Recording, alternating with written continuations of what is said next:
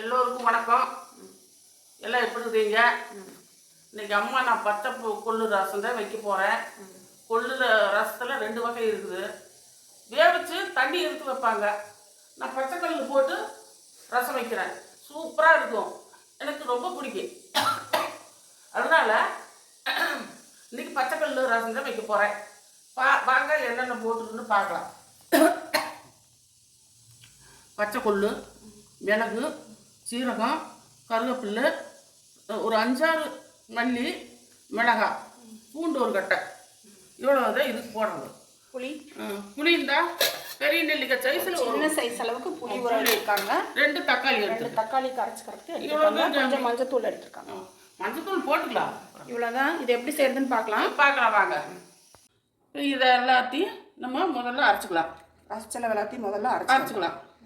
ரசத்துக்கு எல்லாத்தையும் அரைச்சிட்டு வந்துட்டாங்க அம்மா. கொஞ்சமாக கூட மஞ்சத்தூள் சேர்த்துக்கிறாங்க. இப்போ அடுத்ததாக என்ன செய்யறதுன்னு பார்க்கலாம். இப்போ புளி கரைச்சாச்சு. புளி நான் தண்ணி விடாமல் கரைச்சிருக்கேன். கரெக்டாக தண்ணி விட்டு கரைச்சிக்கலாம். தக்காளி கரைச்சிக்கலாம். இது கொட்டிக்கலாம். அரைச்சி வச்சது எல்லாத்தையும் கொட்டி உள்ளே கொட்டி ஒன்றா கலைக்கணும். தக்காளி கொட்டி கரைச்சிக்கலாம். கரைச்சிக்கிட்டு அப்புறம் எல்லாம் கரைச்சிட்டு வந்துட்டாங்க. இதில் வந்து தேவையான அளவுக்கு உப்பு சேர்த்துக்கலாம். பத்திரினா போட்டுக்கலாம். உப்பு புளி எல்லாம் எப்படி இருக்குதுன்னு ஃபஸ்ட்டு செக் பண்ணி பார்த்துட்டு அதுக்கப்புறம் நம்ம தாளிக்கலாம். கொஞ்சமாக அதில் மல்லித்தலை சேர்த்தி கலைக்கிறாங்க. இப்போ ரசத்தை தாளிச்சிக்கலாம். கொஞ்சமாக எண்ணெய் ஊற்றி கடுகு போட்டிருக்காங்க. நல்லா பொரிஞ்சு கருகணும். கடுகு ரசத்துக்கு மட்டும் கடுகு கருகணும். பார்த்தா நல்லா இருக்கும் வாசம்.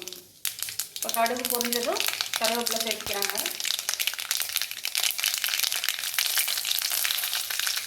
அவ்வளோதாங்க. ரசம் இப்படி தான் அம்மா தாளிப்பாங்க. அவ்வளோதான். எல்லாம் எடுத்து இப்போ ரசத்தை உள்ளே சேர்த்திக்கலாம்.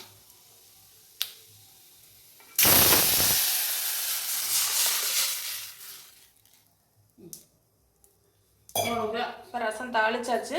இனி இந்த ரசத்தை வந்து நல்லா நுரைச்சி வர வரலும் வெயிட் பண்ணணும். பாருங்கள், இந்த மாதிரி ரசம் நுரைச்சி வரும்போது ஆஃப் பண்ணிக்கணும். இந்த அளவுக்கு நுரைச்சி வரும்போது நம்ம அடுப்பை ஆஃப் பண்ணியாச்சு. இப்போ எடுத்து இன்னொரு பாத்திரத்தில் மாற்றிக்கலாம்.